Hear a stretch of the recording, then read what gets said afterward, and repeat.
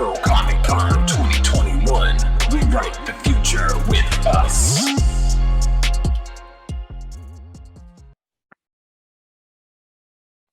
Hello, everybody. Welcome to the LGBT panel for Comics and Zines.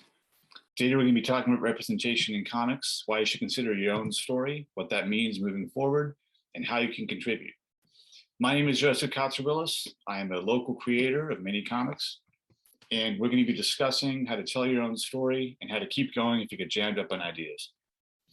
So LGBTQIA plus comics, why representation matters, how to start, why you should start, and keep going. Trigger warning, homophobia, transphobia, all sorts of traumatic and potentially triggering things. Explanation in this panel, we're going to be exploring why triggering topics should come into play and why it is you should embrace them rather than run from them. So the big question first off is, why should we care about LGBT stories? And one of the common things that people hear is, it's not just representation, but decreasing stigma. And many people would say, well, I know this already, so why does this matter? And well, there's been a long tradition of normalizing queer stories. You know, in HBO, you had that show Looking. In a heteronormative society, the question is, why should we as queer people care about normalizing anything? And the answer is, it's so we can feel comfortable seeing ourselves in work.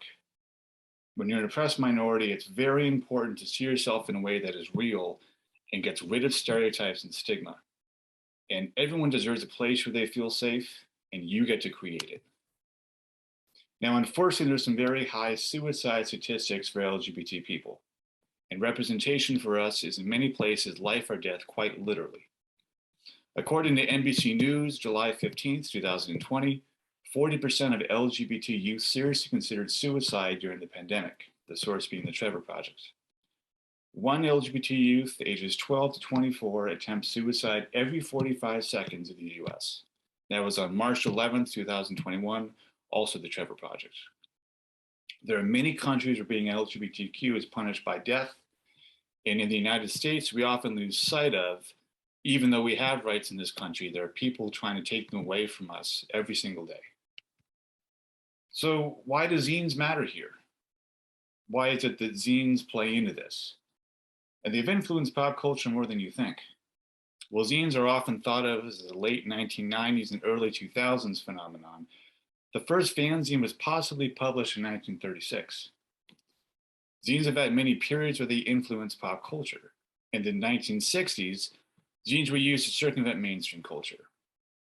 They were huge in the hardcore punk scene in the 1980s and translated in the 1990s grunge and early 2000s alternative rock scenes. Well, now they have a hardcore and often anarchist association. Zines come from all walks of life and opinions. Most zines often have a DIY component, do it yourself, letting you work out quickly with no middleman. And we'll discuss why that's important moving forward. And people might hear this and say, okay, but why a zine now? Isn't a zine extinct with computers? Why should I care about this? And contrary to what people may think, zines have translated quite well to new mediums. Zines grew to prominence in the early 2000s and have evolved digitally in signal chats and Telegram channels during the 2020 Black Lives Matter protests against the murder of George Floyd, and have even been translated into meme culture on sites like Reddit and Twitter. During the 2019 to 2020 Hong Kong protests, many digital zines of how to organize protests were distributed on platforms like Signal and Telegram. And zines are easier to make, easier to archive, and ironically have survived quite well during the digital age. A small self-serving point, with something small and cheap, a zine is a good gateway into your bigger work, although this is not to discredit zines, which contain a substantial amount of power in themselves. So getting over doubt and getting the paper, how do you start? And the answer is you just start. There is no formula. Give yourself a weekly deadline to create. Go over what you have, find the best work, and get used to writing a bunch of trash before something good comes out. And I like to say this, and make sure you get your trash bin full. That's how you know you're doing a good job. A lot of times the question is, should I keep a notebook or not? And sometimes notebooks can be very beneficial and sometimes they're hazardous. Sometimes having a notebook can be a very smart form of procrastination, so figure out if it works for you. If you're going to have a notebook, I'd recommend that moleskins work best. They're very durable. But if you want to get in the habit of not getting attached to sketches and you have a notebook to just get things out of your system, I would get a really cheap 10-cent one at the supermarket and a 5-cent ballpoint pen. I've done that for a long time. It's actually works for me quite well. Then we're going to go into scanning. And the thing with scanning is you want to be economical and fast. 600 dpi is essential. You can always fudge things in Photoshop if you wanted to create the quality for a look. And even going to the Xerox store can actually help you versus dropping cash on a top-notch scanner.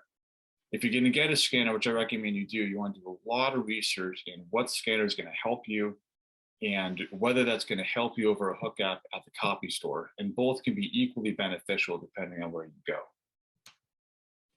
So then we're going to go into printing very quickly. So the copy store versus printing on a small press.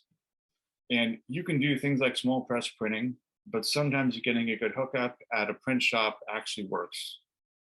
Cardstock covers work best for zines, and color cardstock is great. It gets people's attention, but it does send off a certain DIY vibe, which may be exactly what you want. You just want to know that covers, people do read into them, unfortunately. And the main thing is you don't want to get messed over. You always want to factor printing into the budget. And all in all, you want to exist and enjoy doing it because that's the important part. It sounds cheesy, but making a zine about LGBT issues is an act in itself. It's worth doing. It helps put us in a better spot and has the potential to save lives. In short, just create. There is no formula. Go. So thank you very much for your time. My name is Joseph Cotsirilos. You can follow me on Instagram at jcotsirilos. That's spelled JCOTSIRILOS. You can follow me on Twitter at Dent Comics. That's DENTCOMICS. I hope everybody's been safe during the pandemic. I know these are very turbulent times. And thank you very much for listening to this panel. Thank you.